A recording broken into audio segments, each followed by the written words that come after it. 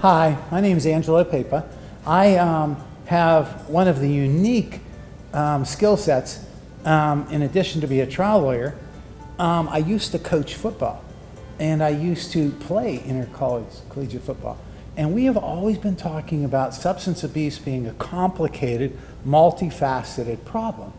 Well, to me, complicated, multifaceted cries out the word collaboration. So one of the biggest contributions we think we're making to society, aside from our academic content, is getting educators, lawyers, and doctors to talk to each other, share with each other, team teach, and treat together in a collaborative effort. And so in saying that, it comes down to each profession needing to know some basic facts before they can help anybody. In my office, we call it an intake. In a medical office, they probably call it something else. But the person that needs to be treated by multiple professions needs it probably more than anybody. And so we've developed this multifaceted, alive, why am I saying alive? Because every day when we think of a new question, we add it.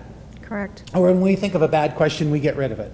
It's alive. We keep on making it respond to the marketplace and the place where we're getting patients, defendants, or whatever, or students. And so we are so excited because Lori is the director of that particular part of our group and also has major roles beyond that. But she's been doing this for how many years? Over 20 years I've been in the substance use disorder and mental health space. So the questions go from the range of how do you spell your last name to when's the last time you had a drink and what was it? When was the first time? So nobody has experience like her. So our battery of questions are easy enough, and they can be administered by a technologist in a jail or online. But at the end of every one of our assessments, you talk face to face with someone like Lori who will interview you. And when it's done, that's only the first part of this special assessment process. She will create a group of salient findings, okay? And then a follow-up group of salient treatment defense recommendations with some lawyer or educator or whatever.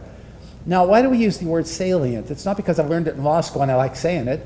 The word salient is designed to make them narrow in amount, number, doable, practical, and material.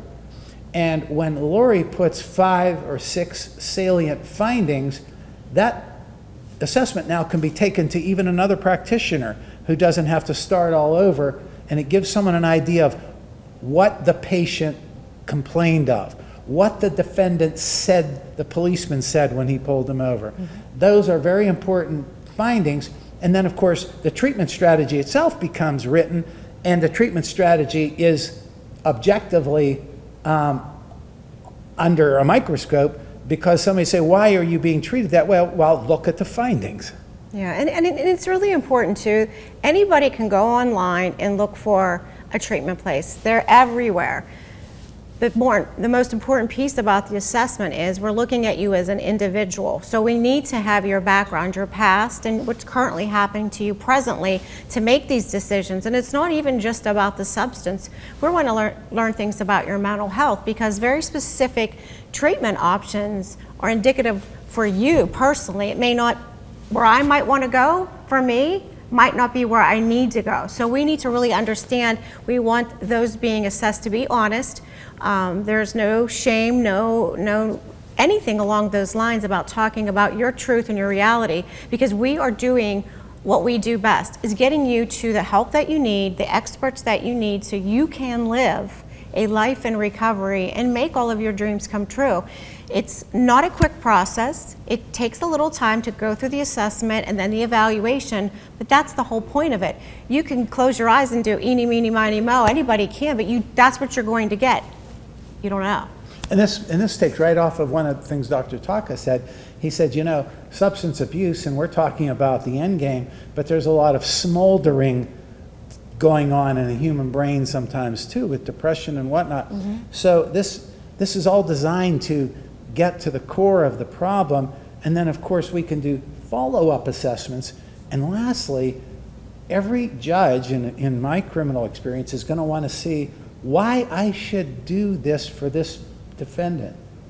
Well, why you should do it is because we make these findings, and these findings lead to the conclusion that he's not a danger to society, the conclusion that he is likely to respond to treatment, and the conclusion that it should be with these treatment recommendations.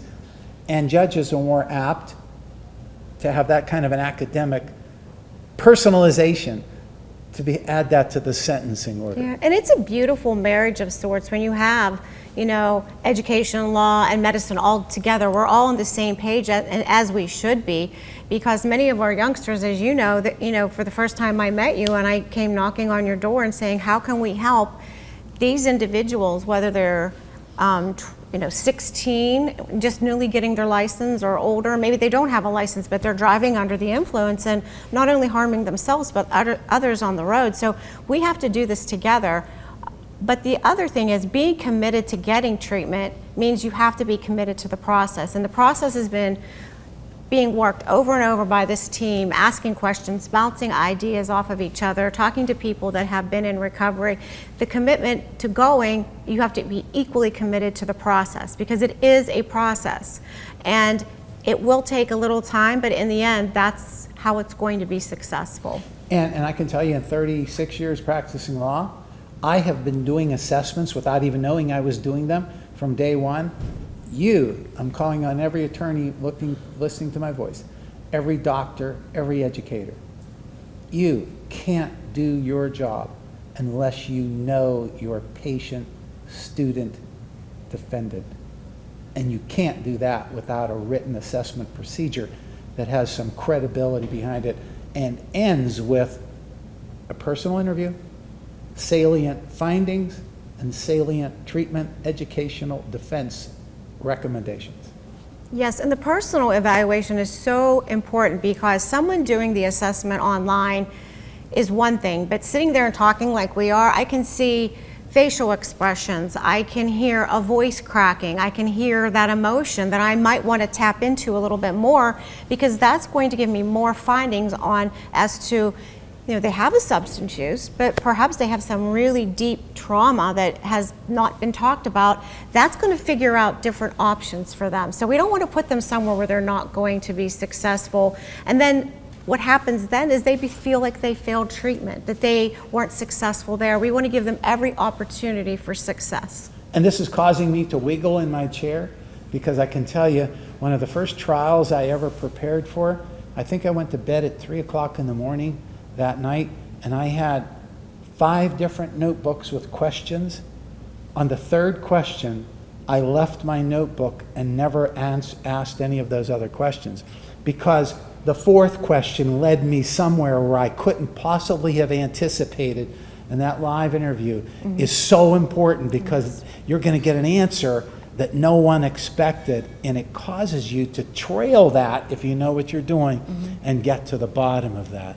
So that personal interview is everything. It is, and people don't know how to communicate easily when they're in pain, and even the younger generation, they're not used to having that one-on-one communication. Everything's emojis, so having that evaluation might be uncomfortable, but it's important for the person evaluating them to make sure they feel comfortable, that they're safe. We're not stigmatizing you. All we want to do is help you. So just, try to relax and just try to share your reality with us, because the more you're able to share, the more we can really fine-tune where your options are best suited for you. Hopefully the human eye cannot miss the concept that she's more cuddly than I am.